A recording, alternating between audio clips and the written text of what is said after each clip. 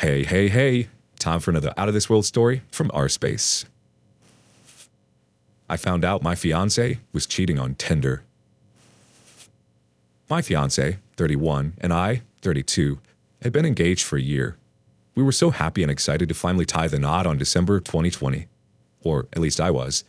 It was going to be a beach wedding, and I had already paid down payments for the wedding coordinator, photographers and videographers, chairs, and other wedding supplies. We had invited a small group of friends and family, and everyone told us how excited and happy they were for us. FYI, my fiancée and I live far away from each other. She lived in another country, but we were planning to be together once we were married.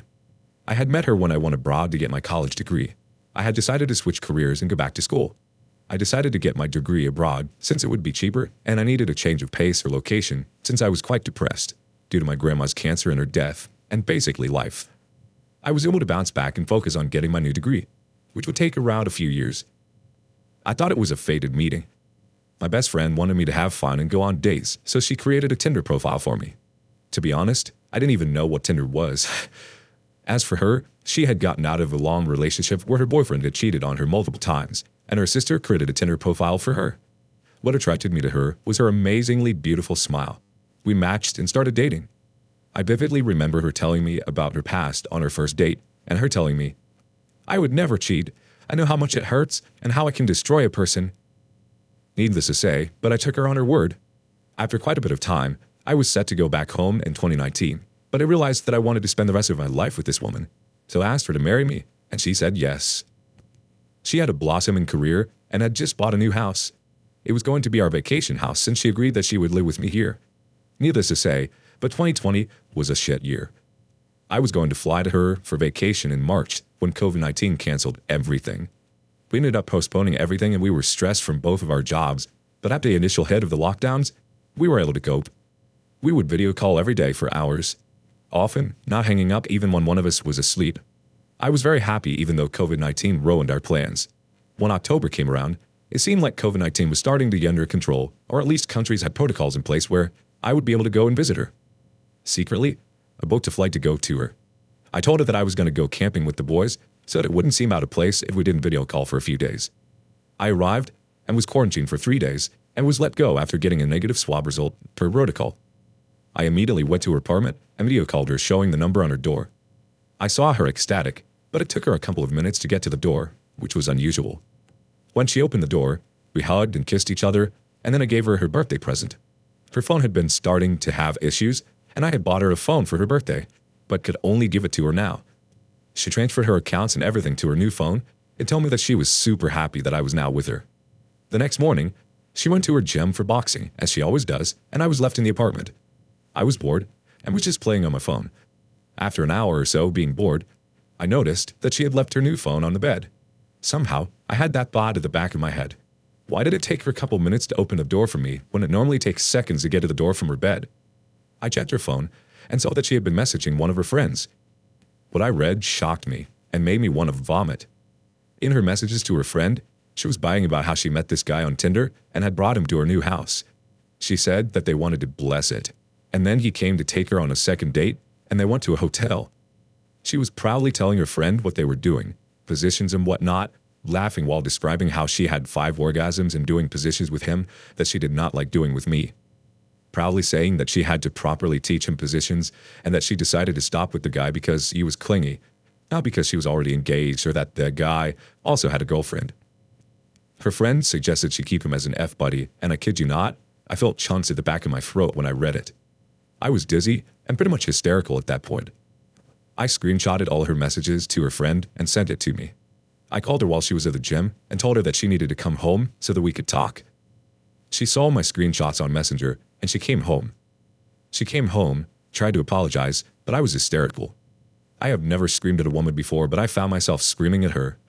She told me that she had downloaded Tinder again in June because she felt lonely and that she had gone on dates with other guys, but only had sex with that one guy. She said that it took her a couple of minutes to answer the door because she had forgotten to delete Tinder after it happened. I was in so much pain and shock. I knew we were done as I could no longer trust her, especially if we were living far apart.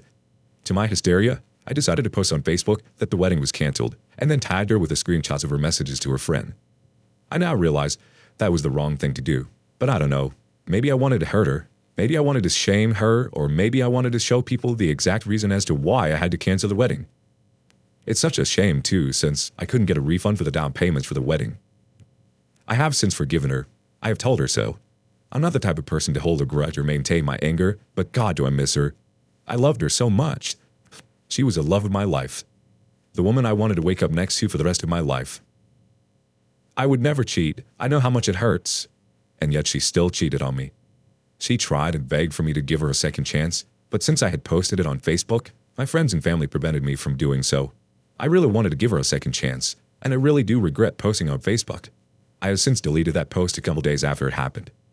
When I met up with her after some time, we hugged it out, and I kissed her on the forehead, like I usually did.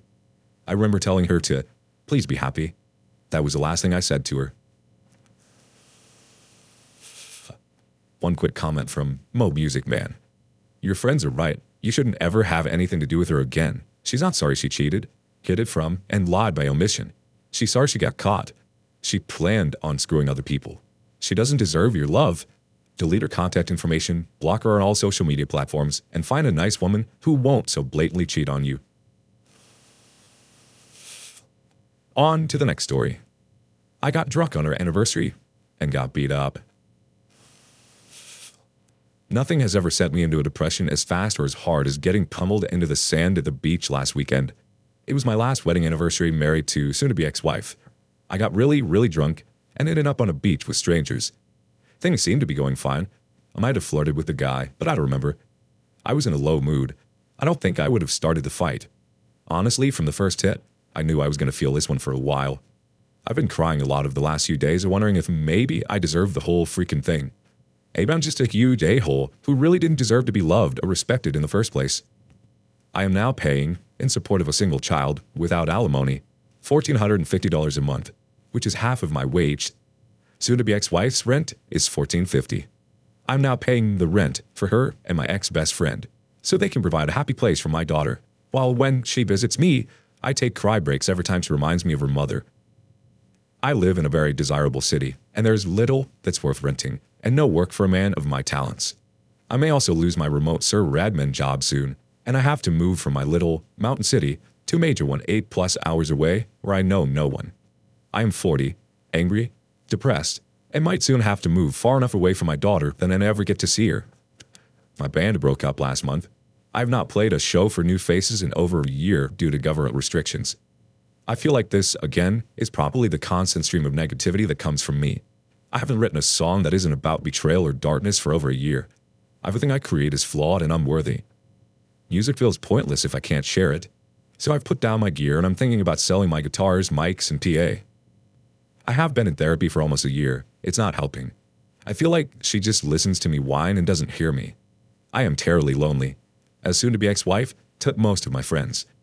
I don't know that I will ever trust any of them again, as every time I talk to anyone, she hears some distorted version of what I said and flips her crap, sending abusive texts, emails, making derogatory Facebook posts. She once rage posted and outed me as bi on her public Facebook feed with a detailed story. I reported it, and hopefully my parents didn't see it. I can't date. I can barely take care of myself. I can't socialize. All I can do is complain and spit venom. I want to be here for my kid, but I feel like her exposure to my depression is scarring her for life. I feel so freaking alone, and I don't know what to do to fix it. People are so socially effed now, after a year of lockdown, that anyone who isn't a perfect fit just kind of gets discarded. I don't see a lot of hope for ever rebuilding a life here, and I don't want to go away from my daughter. Anyway, thanks for giving me somewhere to dump all this. I need to go try and find a lawyer that will return my calls.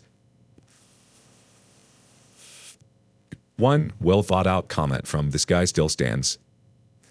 I have been where you are. No hope, feeling like everyone would be better off without you, believing you brought this all in yourself. It can get better, but you're going to have to fight for it. You're going to have to drag yourself through this. I know it sucks, but you only have two options. Give up and accept all the things you are feeling right now, or turn this around and become someone that you know improves your daughter's and your friends' and family's life. If you don't think you deserve love, you will self-destruct just to prove that it's true. The past is over. You can't do anything about it, but learn from it and let it go. No one deserves to be cheated on. You didn't either. Even if you weren't the perfect partner, there are more mature, less destructive ways to handle conflict in relationships than lying and cheating. You haven't lost your job yet, so there's no point in worrying about it. Do your research in case you do, but don't suffer through it, once if it doesn't happen and twice if it does. Even if you do have to move, starting over can be an opportunity if you let it. My kids lived 7 hours from me, and I still saw them. Not as often as I wanted, but I made sure that I took the time to focus on them while they were with me. I'm a musician too. Write for yourself to release that negativity. Use music to work through what you're feeling. Don't share if you don't want to. Burn it if that helps. Just keep playing and let your feelings flow. Find a new therapist. Tell your current therapist how you're feeling if you see them again before you found a new one. Talk to your doctor about depression and stop drinking. Alcohol will only make it worse. And stop talking to your betrayer. Cut contact with her as much as possible. Tell your friends she doesn't need to know your business and you don't need to know hers. If they can't respect that, it's better to be alone than to have a bunch of fake friends waiting to stab you in the back when you're not looking. Don't worry about dating. You have a lot of healing to do first. You have to force yourself to take care of yourself. You have to do it for yourself. You have to do it for your daughter. I don't even know you, but I can promise you, her life would not be better without you in it. Good luck, man. I'm rooting for you.